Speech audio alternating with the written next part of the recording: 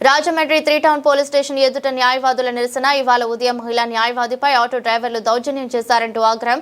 సీతంపేట నుంచి కోర్టులో విధి నిర్వహణ కోసం బయలుదేరిన మహిళా న్యాయవాది మొగాపు పద్మ ఆమె కుమారుడితో ఆటో డ్రైవర్కు ట్రాఫిక్ వివాదం. తమపై ఆటో డ్రైవర్లంతా దౌర్జన్యం చేశారని మహిళా న్యాయవాది ఫిర్యాదు. పోలీసులు చర్యలు తీసుకోవాలంటూ పిఎస్ ఎదుట న్యాయవాదుల బైఠాయింపు. నేను 9:30 10 కల్లా కోర్టుకు బయలుదేరాను. నేను న్యాయవాదిని. నా పేరు మాగా పద్మ. మేము సీతంపేట నుంచి వస్తుంటే సీతంపేట మూలగొయ్యి సెంటర్ బ్రాంచ్ షాప్ దాటిన తర్వాత నుంచి ఒక ఆటో మమ్మల్ని ఓవర్టేక్ చేస్తున్నాడు. ఓవర్టేక్ చేస్తుంటే మా అబ్బాయి ఏంటంటే రీసెంట్గా నా కాలు ఇరిగిపోయింది. నన్ను చాలా జాగ్రత్తగా తీసుకెళ్తాడు మా అబ్బాయి. రోజు కోర్టుకు తీసుకొస్తాడు.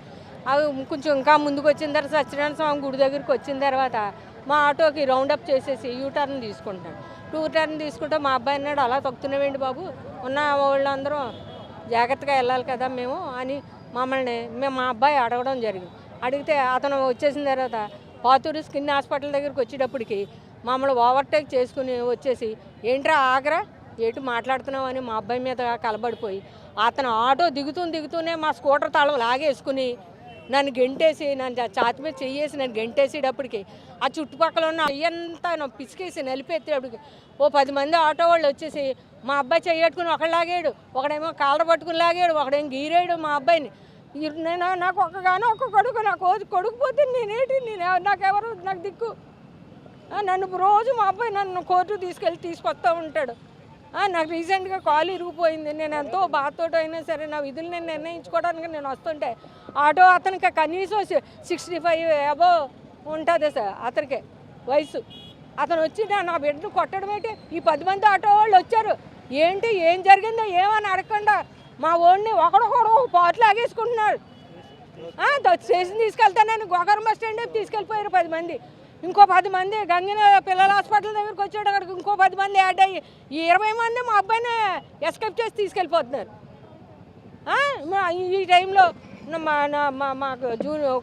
మా కొలీగ్ పిట్టా చంద్రశేఖర్ అని రూపా రాజేశ్వరి వీళ్ళిద్దరూ వస్తే వాళ్ళిద్దరిని కూడా కొట్టేసి ఆ పిట్టా చంద్రశేఖర్ బండి తాళం లాగేసుకుని ఏట్రా నువ్వు లాయరు అయితే ఏం మమ్మల్ని పీకుతావు అని ఆ అబ్బాయిని తిట్టేసి ఆ అబ్బాయిని కొట్టేంత పని చేసేసి కొట్టేశారు కూడా. ఆ అబ్బాయిని కూడా చంద్రశేఖర్ అక్కడ ఉన్నాడు, రాజేశ్వరి ఇలా చేశాను. నన్ను భయం వేసి నేను ఎక్కడక్కడ పక్కనే పెద్ద కాలువ ఉంది, ఆ కాలువలో నన్ను దోసేస్తుంటే నేను ఎక్కడ పడిపోతానా అని నేను ప్రాణభీతో నేను ఉంటుంది. ఈ అమ్మాయి పేరు రూపా రాజేశ్వరి, ఈ అమ్మాయి వచ్చి నేను రక్షించింది. ఎవడో మాకు తెలియదు, రోడ్డు అంటే వస్తా ఉంటుంటే జరిగింది ఇది.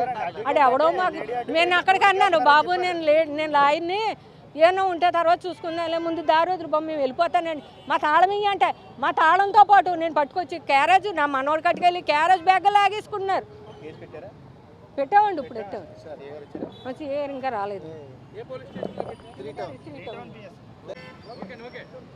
గోకవరం బస్టాండ్ గాంధీ బొమ్మ దగ్గర గొడవ జరుగుతుందని తెలిసి నేను ఇంకొక 2 న్యాయవాదులు వెళ్ళాము. అక్కడికి వెళ్ళేసరికి ఒక 30-40 మంది ఆటో వాళ్ళు దౌర్జన్యంగా వచ్చారు.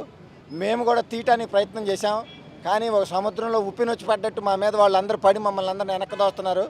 మేము అందరం విధులకు వెళ్ళాలి, గొడవ ఏంటి అని అడిగినా కానీ ఎవరు వినే స్థితిలో లేరు. ఈలోగా మేము పద్మగారి కాలు బాగలేదు, ఆవిడ నడవలేదని ఆవిడని బయటకు తీసుకొచ్చి 3 టౌన్ పోలీస్ స్టేషన్ తీసుకొచ్చి కంప్లైంట్ ఇవ్వడం జరిగింది. వాళ్ళ మీద తగిన చర్య తీసుకునే వరకు న్యాయవాదులు తప్పనిసరిగా ఈ పోలీస్ స్టేషన్ ఎదురుగానే బహిరంగంగా నిరాహార దీక్ష చేస్తారు, పోరాటం చేస్తారు.